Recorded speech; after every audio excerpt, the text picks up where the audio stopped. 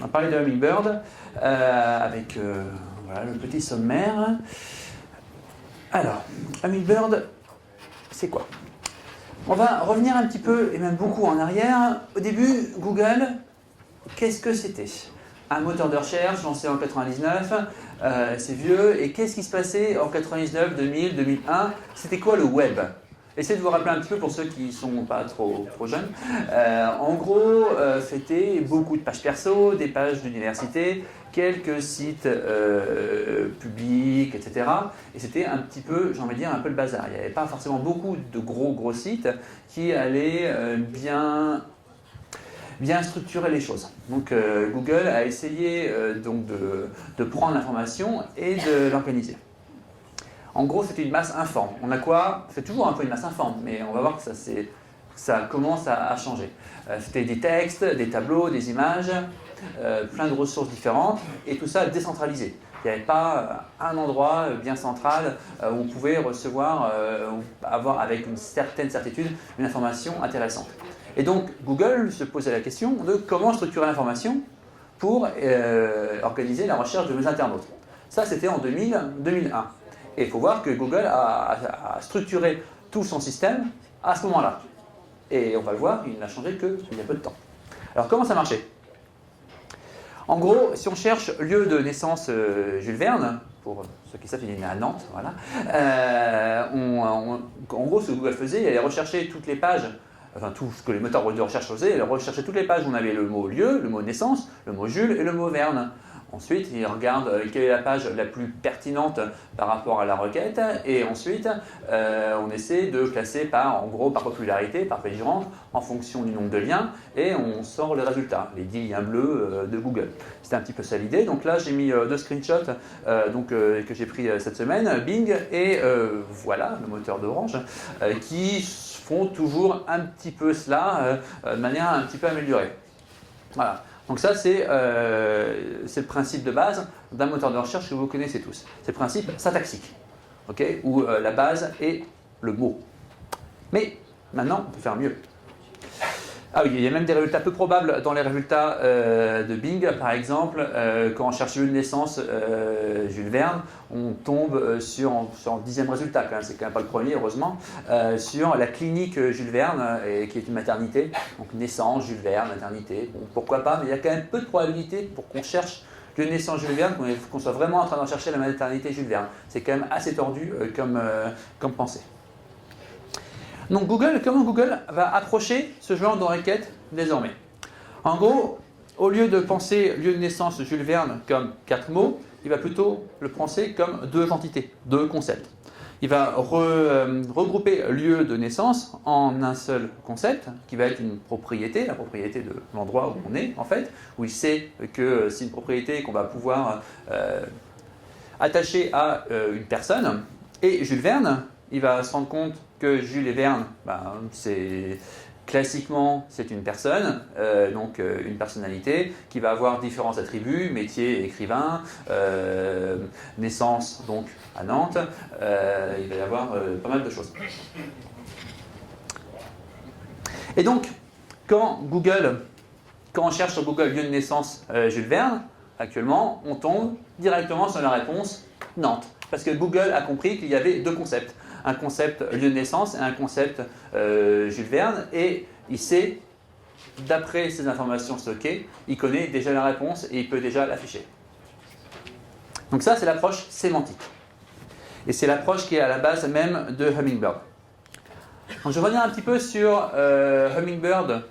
Qu'est-ce que c'est exactement? Voilà. Donc, Hummingbird au niveau algorithme a été lancé en gros il y a un peu plus d'1 an, fin septembre 2013. Enfin, il a été lancé en fait fin août 2013. Il a été annoncé fin septembre 2013. Et ce décalage-là est extrêmement intéressant.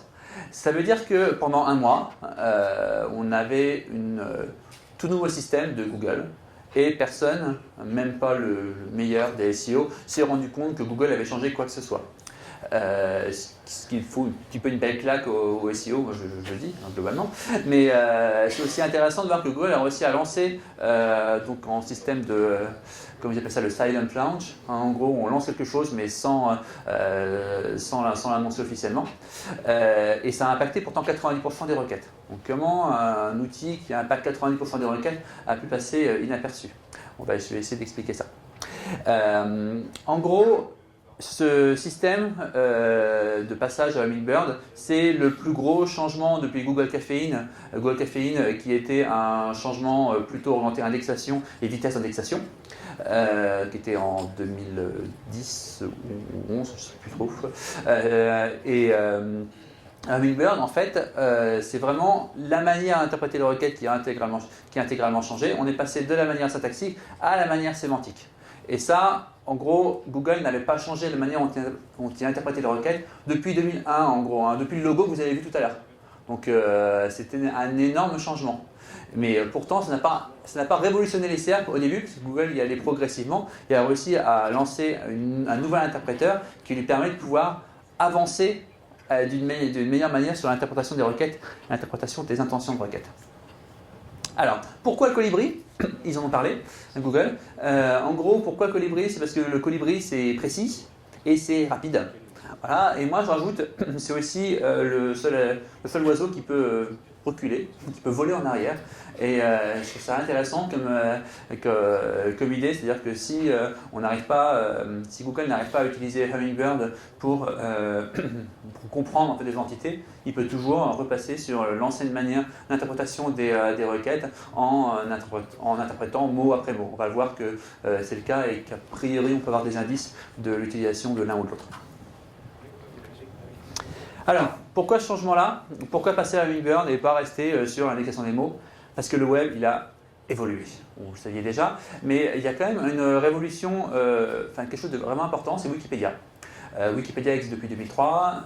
Au début, Wikipédia, c'était un petit peu comme le web. C'était un petit peu le bazar. Tout le monde pouvait, tout le monde peut toujours d'ailleurs tout changer, mais ce n'était pas forcément bien organisé. Au fur et à mesure, ils ont ajouté les catégories, ajouté les infobox, et ça s'est structuré. Ça s'est vraiment structuré. Ce qui fait que maintenant, même, on peut extraire de Wikipédia des vraies bases de données. Donc, un système qui s'appelle DBpedia. Je ne sais pas qui connaît DBpedia dans la salle? Oh, personne, ok. DBpedia, en gros, c'est un système où on prend Wikipédia et on va récupérer, on sait que Jules Verne, hop, on fait ça dans une colonne, naissance, Nantes. Après, date de naissance, 1800 et quelques. Ce qui permet vraiment d'avoir ça structuré du point de vue sémantique. Freebase, c'est un peu la même chose, je le prends tout à l'heure. Qui connaît Freebase? Ah, un peu plus déjà, c'est bien. Et donc, au-delà de Wikipédia, il y a aussi tout l'aspect web sémantique, où maintenant les webmasters sont incités à structurer leur code HTML pour qu'un moteur puisse interpréter les données. C'est-à-dire qu'on ne va plus être sur du langage purement naturel, on va être sur un langage naturel qui va avoir un certain formalisme qui va permettre de comprendre, en fait, faire comprendre à un algorithme les informations. Je vais expliquer ça un peu plus en détail tout de suite. De plus, pourquoi Hummingbird? Il faut voir aussi que la recherche évolue. Maintenant, on est aussi sur la recherche vocale avec Siri ou avec les recherches Google. En ce moment, Google fait toute une campagne de pub avec OK Google, rappelle-moi d'acheter des shampoings. Voilà, pub assez ridicule, mais qui montre bien l'interaction que Google va avoir avec ses utilisateurs, l'interaction rapide et qui soit vraiment personnelle et personnalisée. Et donc, l'avantage de Hummingbird, c'est que ça permet aussi d'anticiper les évolutions. Il faut voir qu'il y a eu ces dernières années le boom du trafic mobile, et qui dit mobile dit vraiment connecté sur soi, c'est-à-dire que c'est son objet personnel. On va savoir où on est, on va avoir tout l'historique de recherche, on va même savoir que les applications éventuellement peuvent être installées, etc. Donc c'est vraiment intéressant pour Google d'avoir ça. Une requête, ça va être bien plus que des mots. Quand on tape pizza, qu'on soit sur son mobile, sur son desktop, ça ne va pas forcément être la même intention de requête. Hein. Si je suis ou sur une tablette dans la cuisine, si je suis dans la rue et que je cherche pizza, je vais probablement chercher à acheter une pizza. Si je suis dans ma cuisine, je vais probablement chercher une recette de pizza. Okay, donc il y a des intentions de requête différentes et Google, même s'il ne fait pas forcément cette différence-là pour l'instant, il veut avoir une structure qui lui permet de pouvoir identifier les intentions de requête de chacun. Donc pour lieu de naissance Jules Verne, évidemment, l'intention de requête n'est pas forcément différente en fonction des supports, mais par contre, Google va, en plus des deux entités lieu de naissance et Jules Verne, il va aussi pouvoir ajouter d'autres éléments de propriété au sein de la requête dans son système pour pouvoir l'interpréter. Donc Google cherche à comprendre l'intention de la requête plus qu'un simple assemblage de mots-clés. Alors, au niveau du processus, comment ça marche? Bon, c'est simplifié. Ça, c'est une simplification d'un brevet déposé par Google. Alors, en gros, ce qui va se passer. Au niveau du moteur de recherche, Google utilise donc évidemment des algorithmes linguistiques et des algorithmes mathématiques basés sur des statistiques. Le gros de la base de Google, c'est les classifiers. Je ne sais pas si vous êtes un peu familier du principe de classifier. C'est vraiment un système de classification où Google a une grosse masse de données extrêmement diverses et variées, très difficiles à interpréter, et va essayer de les classer au maximum pour leur mettre des notes pour essayer de savoir classifier les sites, classifier les éléments sur la page. Donc, au niveau des classifiers, il y a plein de types de classifiers différents. Donc, ça peut être des classifiers d'algorithmes de catégorisation. Par exemple, on va avoir des classifiers de requêtes. On va avoir une différence entre les requêtes géolocalisées, Bureau Paris, Pizza Paris, ou les requêtes navigationnelles comme YouTube, Facebook, extrêmement facile à interpréter pour ces requêtes-là. Mais aussi des classifiers de pages web, où on va pouvoir, au sein de la page web, savoir quelles sont les pages qui vont avoir du bourrage de mots-clés, du texte caché, un peu de spam. On va aussi pouvoir classifier les liens entre ceux qui sont naturels, ceux qui sont pas naturels, pour revenir un petit peu à la présentation de tout à l'heure. Et on peut aussi classifier des éléments sur une page, savoir ce qu'est un menu, savoir ce qu'est un fil d'Ariane, comprendre le contenu unique, etc. etc. Donc Google, il faut bien voir que Google essaie de comprendre ce qui se passe sur le site. On est vraiment plus juste avec Google, il prend des mots et il indexe, ça est bien plus que ça. Il faut se rappeler quand même que Google est capable de faire des voitures qui roulent toutes seules. Donc voilà, il est quand même capable de faire beaucoup de choses. Donc comment ça marche? Je prends l'exemple de la requête photo de Paris. D'abord, ce qui va se passer, on va d'abord faire l'analyse lexicale, donc voir qu'on a photo qui va nom, Paris qui va être un nom propre. On va prendre l'analyse syntaxique, on va savoir que c'est un groupe nominal, et ensuite on va essayer de comprendre derrière l'intention. On va voir que Paris, en fait, c'est le concept de ville, et photo, c'est le concept en gros de représentation graphique. On va voir l'impact que ça peut avoir, mais on va voir aussi que photo de Paris, ça peut aussi potentiellement être autre chose, et Google arrive à répondre à cela. Ensuite, il prend les différentes pages web qui va analyser en fonction du PageRank, en fonction de l'intention de chaque page. Il va regarder aussi le potentiel de spam, l'auteur de la page, etc. Et il va aussi regarder la popularité du domaine, des choses qui sont éventuellement en dehors de la page. Il met tout ça dans son moteur et à partir de ça, il va pouvoir sortir des résultats qui vont soit être des liens bleus, soit éventuellement des recherches issues de la recherche universelle, notamment Google Maps ou Google Images, ou du Knowledge Graph, comme on l'a vu tout à l'heure avec Nantes, où il y avait l'infobox de réponse immédiate. Et donc avec l'algorithme Hummingbird, c'est directement les concepts qui sont appliqués au niveau de la requête et aussi au niveau des pages web. Ou au niveau de la page web, Google va essayer de comprendre l'intention de chaque page et d'essayer de faire une correspondance entre l'intention de la page et l'intention de la requête. Ce qui n'est pas évident, mais ce que Google arrive à faire plutôt pas mal. C'est d'ailleurs quelque chose qui a tendance à me rendre assez perplexe quand je vois les éléments, les études, on dit les critères de classement du SEO, où on a juste une liste de critères. Ouais, enfin bon, chaque typologie de requête va avoir des critères différents entre une requête géolocalisée et une requête, donc on recherche Pizzeria Paris ou qu'on recherche comment réparer mon lave-vaisselle. Ça me paraîtrait étonnant que Google utilise exactement les mêmes critères. Donc il faut être un petit peu plus fin que cela. Alors, je vais passer à Freebase pour vous expliquer un peu plus la notion de concept et la manière dont Google interprète cela. Donc Freebase, c'est quoi? Freebase, c'est une grosse base de données de connaissances qui va être structurée, libre et contributive. Donc c'est contributif, hein. C'est comme Wikipédia. Vous pouvez aller sur Freebase et ajouter et modifier des choses. Alors je sais qu'il y a déjà des spammers qui disent ah super, je vais aller essayer de placer mes liens dessus. Avec un peu de chance, ça sera en dofollow, non, ça sera en nofollow, je crois. Donc voilà, toujours essayer d'aller spammer, c'est quand même, mais je vous déconseille quand même. Donc ça a été créé en 2007. Hein. Et ce que ça fait en gros, ça prend des données depuis Wikipédia, depuis IMDb, depuis d'autres sites bien structurés et les organise en base de connaissances structurées sémantiquement. C'était racheté par Google en 2010 hein, et Google réutilise énormément ces informations-là et c'est la base hein, des informations du Knowledge Graph. Et on peut même penser que c'est un petit peu la base du moteur désormais et que Google est vraiment en train de penser de manière sémantique et de manière avec les relations. Alors la notion de concept, c'est quoi ? Ça peut être un peu quoi ? Ça peut être un peu tout en fait, un concept, une entité.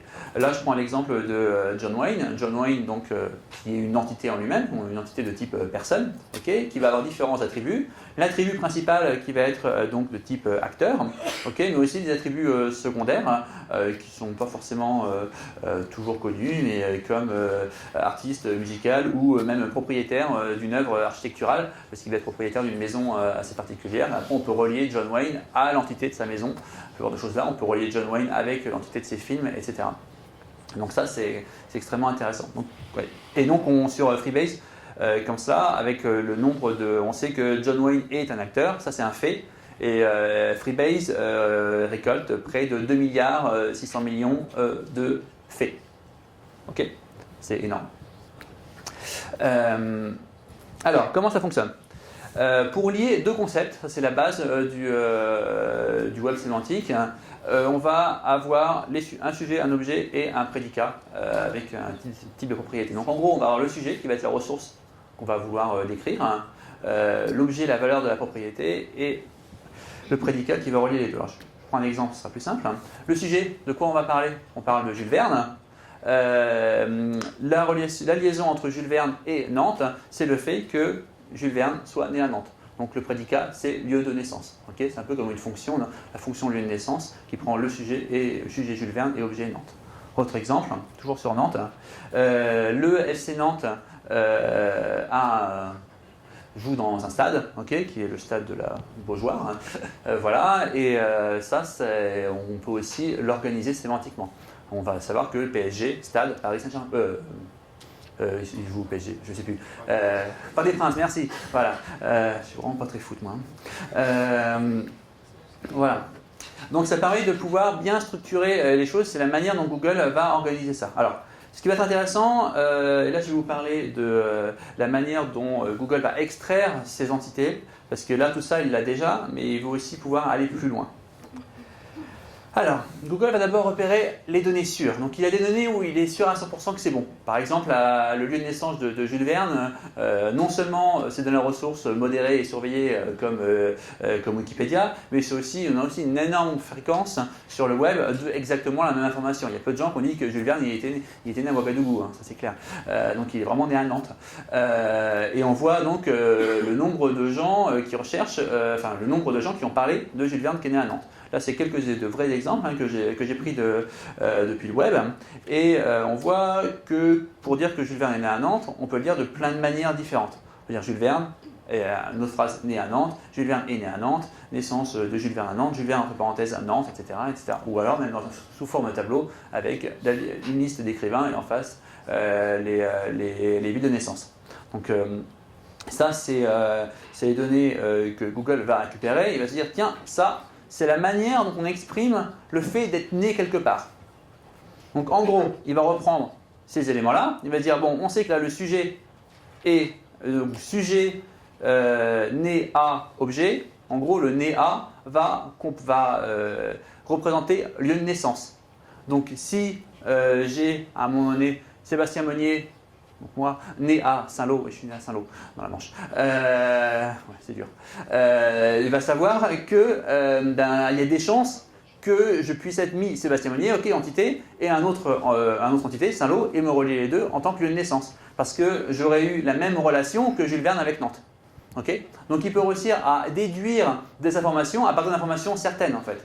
Et ça c'est assez simple pour la naissance, mais il faut voir qu'il peut y avoir des données beaucoup plus complexes. Donc l'idée, voilà, c'est pareil de pouvoir comprendre des données floues. Donc j'ai pris un autre exemple là, avec Olivier Andrieux, notre papy SEO, qui est né en 1961. On le sait, on cherchait un petit peu sur le web, on trouve facilement. Donc on voit Olivier Andrieux, 1961, tirer quelque chose. On sait, Google va savoir que souvent on se retrouve avec des personnalités connues qui vont avoir le nom de la personnalité, puis après une date, tirer quelque chose. Il va savoir ça, il y a une forte probabilité que ça soit la date de naissance. Donc même s'il n'a pas dans sa base Olivier Andrieux qui est né en 1961, il va pouvoir récupérer l'information par méthode statistique et la mettre dans un coffre de connaissances. Et c'est ce qu'on appelle le Knowledge Vault. Je ne sais pas si vous avez déjà entendu parler de ça, le Knowledge Vault. Donc c'est une base de données qui va être au-dessus de Freebase en gros, que Google a réussi à constituer justement par cette technique-là et qui va constituer plus d'1 milliard de faits qui est stocké hors base sémantique. Donc qui peut concerner un peu tout type de personnes. Donc là on a vu ça pour les lieux de naissance ou autre, donc ça a des choses qui sont assez faciles à reconnaître. Il faut voir que probablement Google va faire ça pour un peu tout. Et donc, concrètement, je vais dire, ouais, c'est bien gentil tout ça, j'ai compris à peu près web sémantique, mais concrètement, moi, quand j'analyse mes SERPs, à quoi je dois faire attention? Alors, déjà, il faut voir que donc, quand on a une requête, je vais reprendre l'exemple tout à l'heure de photos de Paris, il faut essayer de comprendre comment Google a interprété l'intention de la requête à chaque fois. Donc là, sur la page, sur la requête photo Paris, l'interprétation la plus fréquente, c'est d'avoir le concept, donc la ville de Paris, et la représentation graphique. Donc c'est logique de mettre Google Images, et après il nous met 3 résultats qui vont nous présenter des images de Paris. Ok, très bien. Mais photo Paris, éventuellement, ça peut être autre chose. Ça peut être éventuellement un événement ou éventuellement même pas la requête navigationnelle sur parisphoto.com à avoir. Hein, et ça va permettre de mettre une réponse informationnelle directement dans la SERP. Et pareil pour la maison de la photographie à Paris, il va se poser la question, photo Paris, est-ce que je ne suis pas en train de chercher la maison de la photo à Paris plutôt que des photos de Paris? Voilà. Donc ça, c'est des éléments intéressants. Il faut se poser la question de l'intention. Et l'intention est directement interprétée par ce système de concept d'identité. Donc on va pouvoir répartir les différents concepts. Là, c'est toujours sur l'exemple photo de Paris où j'ai pris les premières pages de résultats et j'ai essayé de comprendre comment Google a pu analyser les différentes intentions. Ça, c'est quelque chose d'intéressant à faire pour les requêtes difficiles à comprendre. Après, une autre chose qui est intéressante, je ne sais pas si vous avez vu apparaître sur certaines requêtes, parfois on va marquer terme manquant et on a un des mots qui est barré. Ça, je trouve ça intéressant parce que ça veut dire que vraiment Google est en train d'essayer de montrer qu'il a, certes, il a compris votre requête, mais il dit ouais, mais ce mot-là, j'arrive pas à trouver d'informations intéressantes dans lequel tu vas avoir ce mot-là. Donc plutôt que de te donner des informations non pertinentes juste parce que je veux forcer d'avoir ce mot-là à l'intérieur, je vais te donner des informations qui correspondent à la manière dont moi j'ai compris tes différents concepts et je vais quand même t'afficher ce résultat-là sans le terme. Donc ça, je trouve ça vraiment intéressant comme approche. Et ça, je pense que c'est un indice vraiment de l'utilisation de Hummingbird. A l'inverse, il y a aussi tous les résultats qui ne sont pas impactés par Hummingbird, c'est-à-dire à peu près 10% des requêtes. Et là, on voit aussi apparaître de plus en plus des snippets qui font 4 lignes, peut-être même 5 parfois. Quand les requêtes sont extrêmement longues, difficiles à comprendre par Google, dans ces cas-là, j'ai l'impression qu'il réutilise l'ancienne méthode de correspondance. Il prend chaque mot et il regarde toutes les pages et pour le coup il va afficher des longues snippets pour pouvoir montrer à l'internaute là où se situent les mots sur sa requête et en fonction de ça il va voir là où les gens cliquent et peut-être améliorer au fur et à mesure son algorithme. Donc, Hummingbird, c'est vraiment plutôt un complément à l'existant, donc avec ces deux indices-là, les snippets de 4 lignes et le terme manquant. Donc, snippet de 4 lignes, c'est quand on n'a pas Hummingbird, et quand il y a le terme, quand c'est marqué terme manquant, il y a des chances que ce soit parce que Hummingbird est utilisé. Mais normalement, Hummingbird est utilisé pour la grande majorité des requêtes. Là, c'est un petit exemple que j'ai trouvé cette semaine et qui est plutôt sympa. Donc, quand on tape Paris Sport, Google va interpréter Paris comme un pari sportif. Et donc, il met sur les 5 premiers résultats en naturel, il va mettre 4 résultats qui va parler des paris sportifs. Par contre, quand on tape Sport Paris, là, il va interpréter Paris comme l'entité ville et il va mettre, là en l'occurrence, paris.fr, principalement les 4 premiers résultats. Mais après, on voit aussi du Google Maps et d'autres résultats qui montrent que Google a compris l'entité Paris comme une entité ville et pas comme un nom propre, comme un nom commun commercial. Donc ça permet vraiment de voir qu'avec 2 requêtes qui sont presque équivalentes, Google a une vision différente et une interprétation différente de l'entité, du mot. Donc ça change quoi pour le SEO?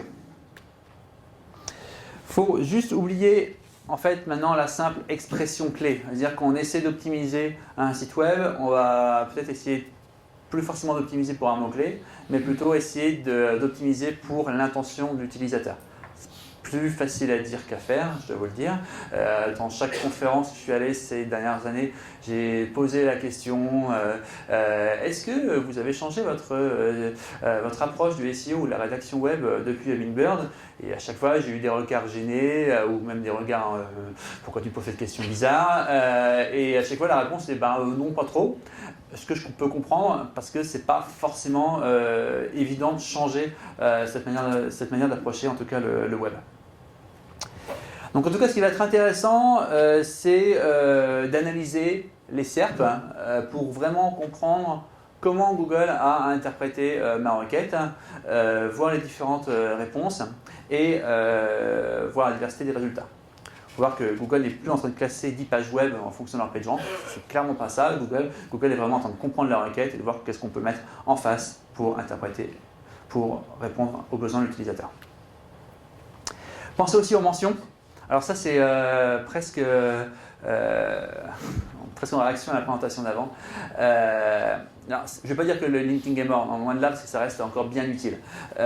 Mais n'oubliez pas que si vous êtes sur un site avec où le site a l'habitude de ne pas dire des bêtises, il y a des chances que si on dise que par exemple Super Mutuel Pro m'a aidé à comparer les mutuelles, il va comprendre Super Mutuel Pro comme le sujet, un objet mutuel, donc le type de société, et le prédicat, la comparaison. En gros, il va pouvoir comprendre ça et mettre ça dans une base de données de connaissances qui va pour le coup être une base de données de connaissances qui va plus forcément être aussi facile à comprendre que Freebase, mais une base de données plus orientée commerciale et orientée à interaction avec l'utilisateur. Je pense que Google, si Google n'a pas encore forcément lancé ce genre d'interprétation-là sur le moteur, je l'ai dit, c'est peut-être déjà le cas, ça viendra dans les mois, dans les années qui viennent, car Google essaie vraiment de comprendre le texte plutôt que d'indexer le texte, notamment sur des langues faciles à comprendre comme l'anglais ou le français. Évidemment, si vous faites du SEO en hongrois, ça va être un petit peu plus compliqué à comprendre. Mais n'empêche que c'est le but de Google, c'est d'arriver à cela. Et donc, au niveau contenu SEO, adieu, faut arrêter de dire penser contenu juste SEO, ça m'énerve. Donc, quand vous êtes quand vous devez donner votre pitch, dites pas je veux un texte de 300 mots optimisé pour tel et tel mot-clé. On va plutôt dire je veux du contenu qui va répondre à telle information et je voudrais 2 arguments et 2 exemples. Il faut voir que comme Google arrive de plus en plus à comprendre ce que l'on cherche, c'est intéressant de vraiment penser l'utilisateur. Et après, on pense quand même mots-clés dans un deuxième temps pour essayer de… voilà, c'est quand même toujours utile d'avoir le mot-clé, l'expression clé recherchée par l'internaute quand même dans le contenu. Mais ça, c'est dans un deuxième temps. Un petit conseil aussi, c'est la véracité du contenu.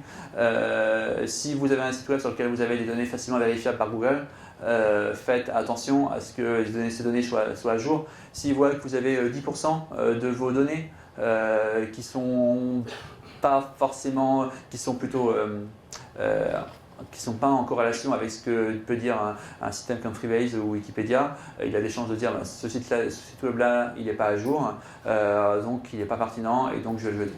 D'accord. Donc si vous avez des bases de personnalité, pensez à les mettre à jour quand, par exemple, il décède ou autre. Voilà, parce que c'est important. Et au niveau du marquage sémantique, il fallait quand même que j'en parle. À un moment donné, quand même, sur Hummingbird, parler du marquage sémantique et des microdonnées. C'est pas forcément, j'ai envie de dire, c'est pas avoir des microdonnées sur votre site web, c'est pas forcément ça qui va vous faire toujours mieux ranker en tant que tel, mais ça va quand même aider Google à mieux comprendre comment vous structurez votre contenu et ça va vous permettre d'avoir de meilleurs snippets. Donc c'est quand même bien conseillé pour avoir une bonne compréhension par Google. Évidemment, si on n'a pas de données structurées, il n'y a pas de pénalité ou autre, c'est pas du tout ça. Hummingbird, je tiens à le préciser parce que j'ai déjà vu des choses un petit peu bizarres passer sur ça. Voilà, c'était ma dernière slide. Est-ce que vous avez des questions? Ah, peut-être. Alors déjà, il y a ce concours. Je ne sais pas si tu as été briefé. Oui, j'ai été briefé. Alors je vais poser tes questions. Je vais poser une question, en espérant que personne ne triche. Ah, non, je pose d'abord la première question. Combien y a-t-il de faits sur Freebase? Un peu plus de 3 milliards. 2 milliards combien? Waouh, bravo!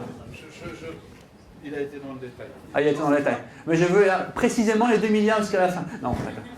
Ok, très bien, très bon. Oui, c'est ça. Oui, c'est le bon chiffre. Je crois que c'est 673, 74. Depuis cette nuit, ça a dû changer un petit peu, mais ça a changé. voilà, ça change tout le temps. Mais bon, j'ai fait ma presse hier soir. Voilà.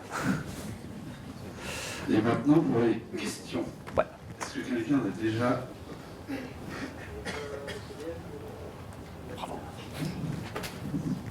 c'est pas vraiment une question, c'est plus une remarque. En fait, ça montre vraiment, ce que vous avez pas parlé, c'est aussi au niveau de l'évolution de Google. En fait. Son but, c'est de donner la réponse, de faire du contenu. On l'a vu avec la FIFA, avec la Coupe du Monde. Au final, on avait un nom de domaine Coupe du Monde 2014, parce que c'était foutu, parce que les résultats étaient en dessous. Et j'invite tous les gens de la salle à surtout ne pas donner des vraies réponses, en fait. Souvent, actuellement, il y a des fausses réponses. Par exemple, quand on tape service client free, moi, à chaque fois, je le signale. Actuellement, c'est pas le bon numéro, c'est un 01 ou un 06. Et à chaque fois, il faut signaler, on va dire un faux numéro également. Quand on a un site comme J'aime attendre, qui liste tous les services clients, et qu'on voit un gros bandeau free ou orange, etc., ça nous prend du trafic, mais monstre, en fait. Du coup, c'est ça le problème, c'est que c'est comme avec la barre de recherche qui se met en dessous des sites. Là, c'est vraiment, c'est vraiment hyper négatif. Là-dessus, c'est vrai que ça n'a pas trop été abordé. Pour tout ce qui est éditeur, au final, au bout d'un moment, c'est toujours en fait les gros sites qui vont passer devant, genre Wikipédia, FIFA, etc. Ouais. Donc c'est ça aussi le problème. Si vous signalez un faux truc, rajouter un faux truc, pas une information. C'est un peu troll, ça. Non, mais c'est pour que les gens prennent conscience, en fait. Mais le but de Google n'a jamais été de classer 10 pages web en fonction de la pertinence. Ça a toujours été d'organiser et de rendre accessible l'information. Donc s'il peut la rendre accessible directement depuis sa page web, moi je dis tant mieux pour lui. Tant pis pour nous, mais tant mieux pour lui. Oui. Bonjour Sébastien. Petite question. Avec Hummingbird, pensez-vous si Google pourrait carrément répondre à la question grâce à Freebase et ses paiements? Ce qu'on a pu voir par rapport à l'UEFA, il donne directement les résultats des matchs. La météo, aujourd'hui on fait météo Nantes, il nous donne directement la météo Nantes. Est-ce que, a fortiori et dans le long terme, est-ce qu'il n'y aurait pas plutôt des résultats et on retirerait carrément les différentes réponses des sites internet et en fait les gens ne cliqueraient plus du tout sur le site internet et en fait Google répond directement? À votre avis, sur un court ou moyen terme, est-ce que ça serait possible? C'est Burn, Siri, Android, etc. C'est le but de Google. C'est clairement le but de Google. Après, le problème, c'est que comment réparer mon lave-vaisselle, c'est quand même très large comme question. Et donc, c'est clair que moi, si on me donne juste une réponse qui a été précalculée, prémâchée par Google, ça ne va pas forcément me satisfaire. J'ai envie de pouvoir chercher dans la diversité du web. Donc c'est sûr que quand on cherche un fait précis, c'est bien que Google le donne. Si on cherche quelque chose de plus vaste, Google ne fera jamais juste une phrase. Enfin, il va plutôt donner une diversité de sites web. Mais je pense que Google est encore appelé à évoluer énormément par rapport à tout ça. D'accord.